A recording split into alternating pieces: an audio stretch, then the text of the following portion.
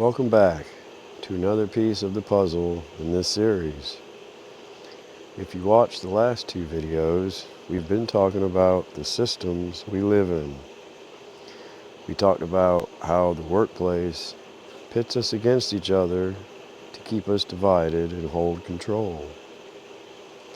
We also talked about how the economy squeezes every last drop of value out of us by giving us lesser quality products just to build someone else's empty island. But today I want to talk about the collateral damage. I want to talk about what happens when you clock out, go home, and actually try to live your life. Let's talk about relationships. Think about how your daily grind plays out. You spend 8, 10, maybe even 12 hours on your feet.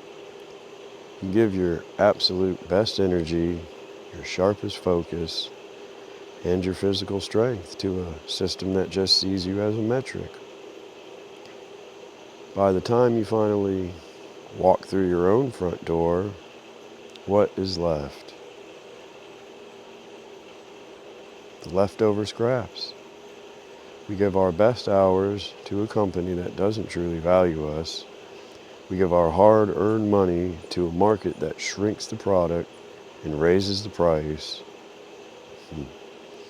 And then we hand the exhausted, worn-out leftovers of ourselves to the people we actually love.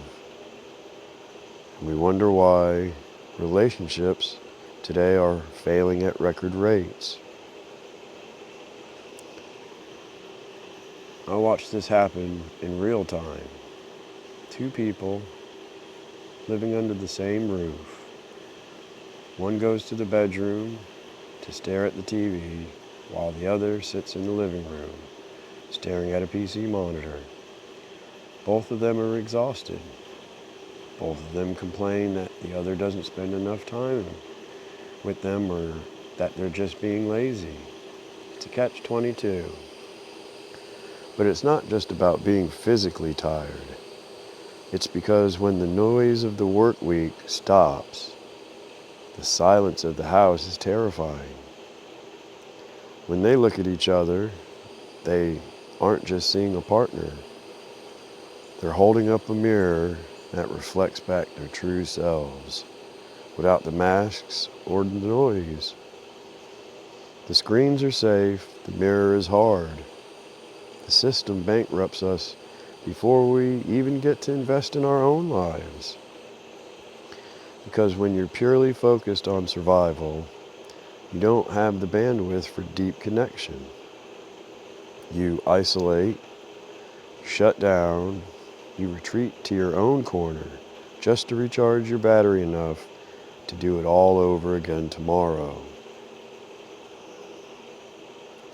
For most of my life, I had that victim mindset about this. I thought the exhaustion was just the price of admission. I thought I had to grind, sacrifice my energy, and leave those scraps just to earn my right to exist. But then I had a reckoning. I realized I didn't have to buy my worth with my labor. I woke up to the fact that I am already enough. I don't need to appease the middle management bosses out there on the warehouse floor. And I certainly don't believe in some bearded boss in the sky sitting on a throne who demands quotas of worship and praise. That's just human behavior to me, and it sounds just like another boss. The machine will take exactly as much as you allow it to.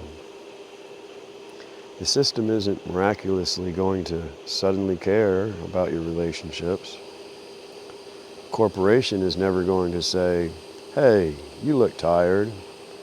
Go home and spend some quality time with your family."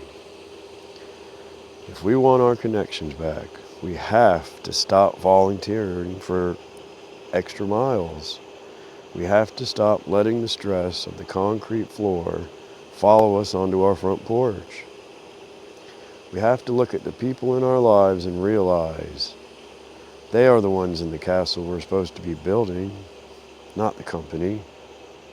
And I know it takes an incredible amount of intentional effort to refuse the mask at work, and then refuse to bring the exhaustion home.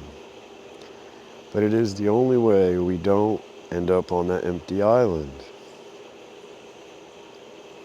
So here's my question for you today.